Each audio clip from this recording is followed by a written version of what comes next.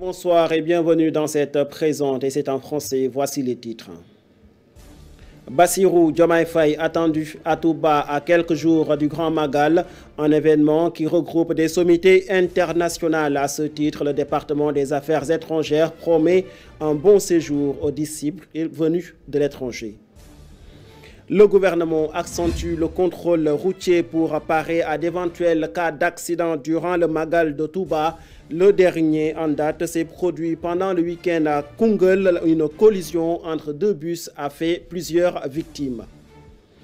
Un prélude à la 4e édition des Pulse Influencer Awards 2024, Pulse Sénégal a tenu une conférence de presse sur le thème mode futuriste, glamour et intelligence artificielle. Pour cette édition, des innovations sont attendues selon la directrice. Vous l'entendrez dans ce journal. Voilà le sommaire. Tout de suite, le développement.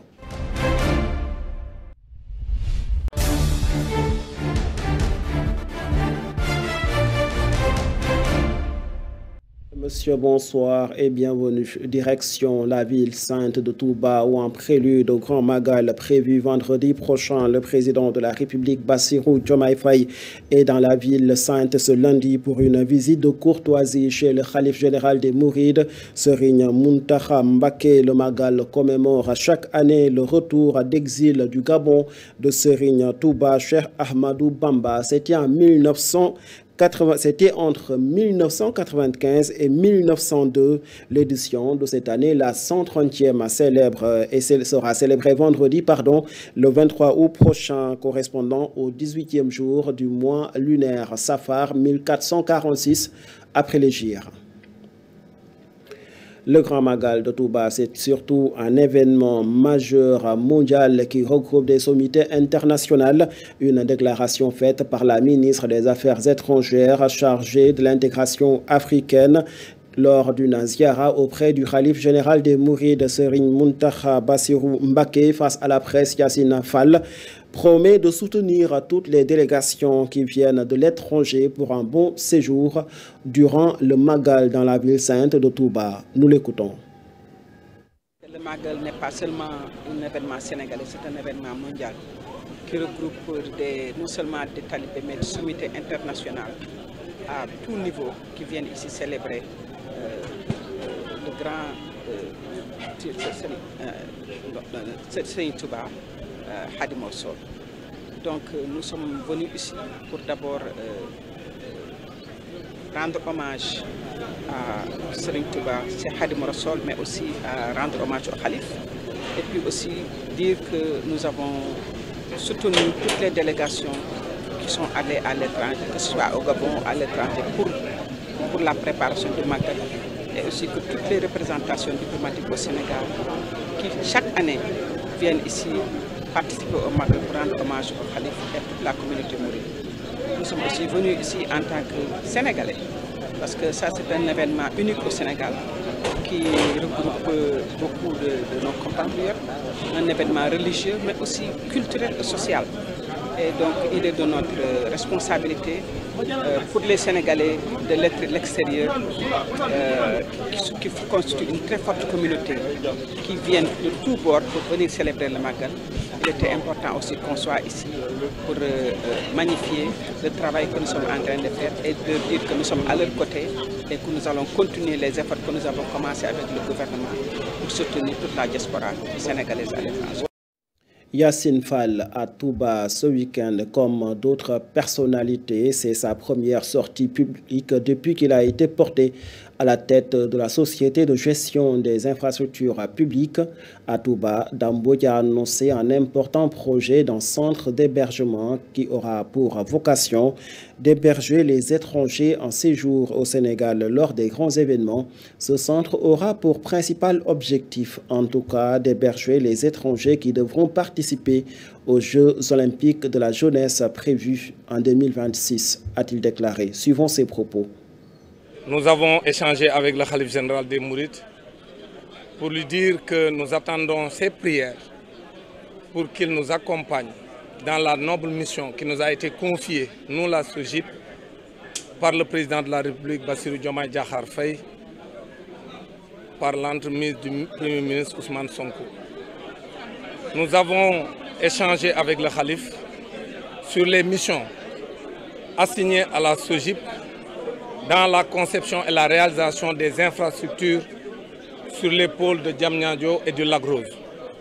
En ce moment, nous avons parlé des perspectives avec le Khalife général après avoir recueilli ses prières pour que ce projet très ambitieux que l'État du Sénégal a à travers la SOGIP de réaliser une infrastructure d'hébergement qu'on appelle un centre d'hébergement sur le pôle de Diamniadio afin de préparer les JOJ 2026 parce que le Sénégal va accueillir le monde entier en 2026 et l'essentiel des Jeux vont se dérouler dans les infrastructures de la SOGIP.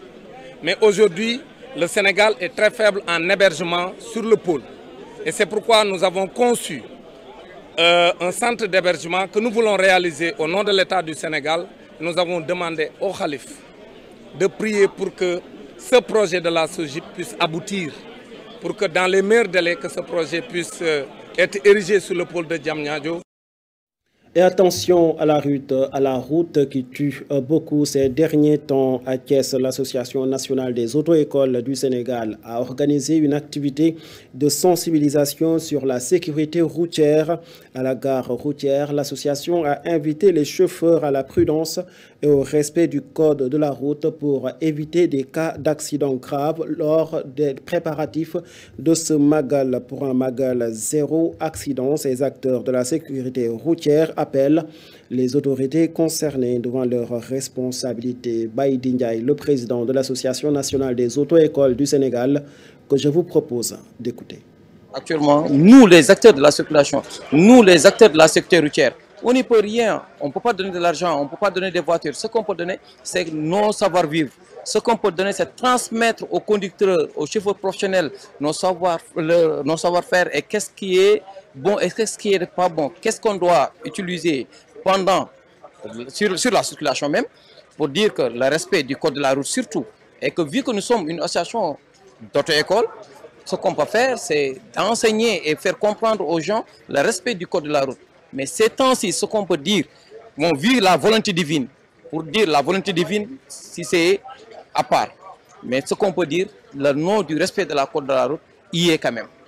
C'est ça qu'on peut dégager comme les grands axes actuellement. Tout ce qu'on peut dire, c'est le nom du respect du code de la route. Et il y a aussi des actes d'indiscipline qu'on est en train de rencontrer aussi sur la circulation.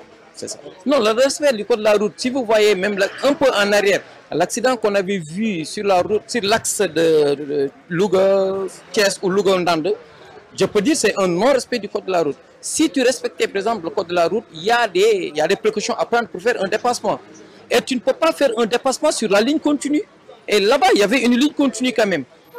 Et tu peux faire un dépassement sur la ligne continue et tu vois encore 500 mètres devant toi, il y a une voiture qui vient en face. Si tu respectais le code de la route, tu n'allais pas sortir. Tu devais rester derrière jusqu'à, par exemple, avoir une ligne discontinue. Et pour parer justement à la recrudescence des accidents de la circulation, le gouvernement du Sénégal a décidé d'accentuer le contrôle routier pour parer à d'éventuels drames sur nos routes. Ceci à quelques jours de la commémoration du Grand Magal de Touba, une période de forte affluence qui nécessite l'usage des routes du Sénégal. Ces dernières semaines ont été particulièrement tragiques avec une trentaine de morts sur les routes et plusieurs blessés. Le dernier en date s'est produit dans la localité de Koumpentoum où une collision entre deux bus a fait plusieurs morts. Le commentaire de Mbaye Diagne.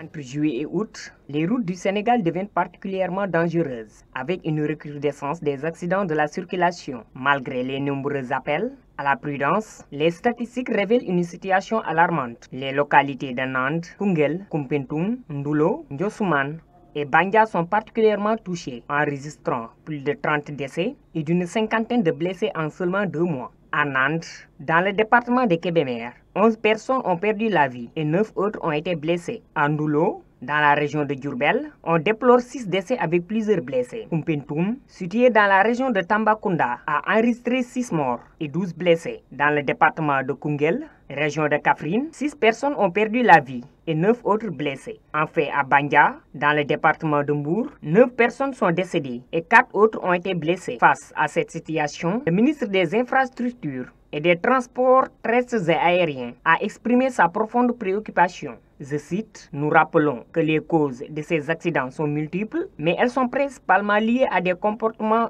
humains tels que le non-respect du code de la route, la négligence, les excès de vitesse et les dépassements dangereux. » En réponse à cette crise, le ministre des Transports, en collaboration avec le ministre des Forces armées et de l'Intérieur, a immédiatement décidé d'intensifier les contrôles routiers en multipliant les points de contrôle et en renforçant les sanctions. Santé, à présent, nous parlons. Il n'y a aucun cas de variole du singe détecté au Sénégal. Le responsable de la surveillance épidémiologique et post-vaccinale au ministère de la Santé et de l'Action sociale, Dr Poli Diop, a tenu à démentir l'information selon laquelle il y aurait un cas de variole de singe détecté au pays.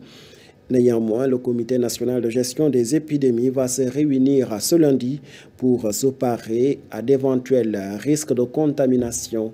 En effet, l'Organisation mondiale de la santé a déclaré la variole du singe comme une urgence sanitaire de portée universelle. C'est pourquoi les autorités sanitaires ont décidé d'accentuer le contrôle, notamment au niveau des postes frontières, pour parer à tout risque de contamination de masse. En prélude à la 4e édition des Pulse Influencer Awards 2024, Pulse Sénégal a tenu une conférence de presse sur le thème mode futuriste, glamour et intelligence artificielle. Cette activité vise à célébrer la créativité numérique, l'innovation et les efforts de construction communautaire de créateurs et influenceurs. Pour cette édition, des innovations sont attendues selon la directrice de Pulse Sénégal, Caroline Butch, est au micro de Alioune Seck, Pape Alassane Diop. L'objectif de l'événement, c'est d'organiser une cérémonie qui aura lieu le 12 octobre et de primer les meilleurs créateurs de contenu. Nous sommes abonnés à beaucoup de personnes qui sont des créateurs de contenu sur Internet, que nous suivons, dont nous aimons les contenus, que nous apprécions, qui sont sur différentes plateformes, Facebook, Twitter, Instagram, TikTok, que nous suivons et qui créent des contenus. Nous n'avons pas la science infuse en ce qui concerne la création de contenu et nous n'avons pas la prétention de définir qui est influenceur ou pas, qui est créateur de contenu ou pas. Mais l'objectif en tout cas, c'est de créer ce cadre-là, de créer cette activité qui peut permettre en tout cas de renforcer la dynamique dans laquelle ces créateurs de contenu sont. Donc l'objectif en tout cas, c'est de motiver ceux qui font des choses positives sur Internet à mieux faire, à continuer dans cette lancée-là. Alors cette année, nous avons deux principales innovations. À savoir le match de la solidarité. C'est un match que nous avions l'habitude d'organiser, une rencontre qui se fait dans un cadre très dynamique, fun, où les followers viennent rencontrer leurs célébrités autour d'un match de football là. Et nous avons aussi décidé cette année de faire une remise de dons auprès des populations lors de cette activité-là. Alors chaque année, il y a une catégorie qui est la catégorie panafricaine. Cette année, ce sera Didier Rocha qui va représenter la culture. L'année dernière, c'était Cher Foot Freestyle qui avait représenté le Sénégal et qui est arrivé 3e, chose qui est assez positive pour moi parce qu'il est arrivé derrière le Nigeria et le Ghana. Tout de suite, l'actualité sportive. Allez, en sport, nous parlons dans Saint-Louis, en tout cas, qui a été particulièrement ambiante ce week-end avec le régate qui s'est déroulé ce week-end. L'Odo s'est imposé à la première course des régates 2024, suivi de Pondo, Ocholé et Dak pour les besoins de cette compétition. Malgré la forte effervescence, la compétition s'est déroulée dans la sportivité et le fair play. C'est pourquoi le conseil d'administration s'est montré particulièrement satisfaisant en tirant le bilan de cet événement 2024 après 7 ans d'absence du régate de Saint-Louis. Elhaji Mortar Gueye est le président du comité d'organisation. Nous l'écoutons. Saint-Louis a vécu aujourd'hui une journée historique de 7 ans à 77 ans. les gens sont venus en masse. Bravo aux acteurs qui depuis deux semaines, n'est-ce pas, n'ont lésiné sur aucun moyen pour vraiment afficher cette belle prestation aujourd'hui. Ils ont été très braves. Ils se sont entraînés durement. Ils ont dépensé beaucoup de millions pour vraiment venir avec ces pirogues-là. Beaucoup de millions. Et il est évident que malgré les entrées, ce sera un déficit par rapport à tout ce qu'ils ont demandé. Donc cela, pour appuyer le plaidoyer fait tantôt par M. le Président de la Fédération des régates, mérite d'être retenu. Et vraiment, c'est une discipline qui a de l'avenir. Il y a l'aviron, n'est-ce pas? C'est important. Avec les jeunes, bien en forme pour ramer, ils pourront demain nous voilà de véritables motifs de satisfaction. Il faut effectivement appuyer les régates. Vraiment, il faut davantage. Et surtout, comme le dit mon premier vice-président, cette discipline permettra, à n'en pas douter, de freiner l'immigration clandestine. Parce que s'ils savent s'ils restent ici, de temps à autre, il y a une pareille manifestation, à partir de laquelle ils auront quelque chose, vraiment, mais demain, bon, ils ne vont pas hésiter de rester, sachant qu'ils vont vivre une journée très belle, n'est-ce pas? Toujours, nous parlons basketball. Les Lions du Sénégal ont réussi leur entrée en lice dans le tournoi de Kigali, pré-qualificatif au mondial de 2026. Le Sénégal a battu la Hongrie sur le score de 63-61. Les Lions prennent ainsi une bonne option dans cette poule C qu'elles partagent avec le Brésil et les Philippines.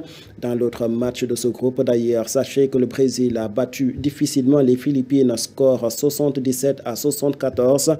Sénégal-Brésil, ce sera ce mardi à 18h GMT.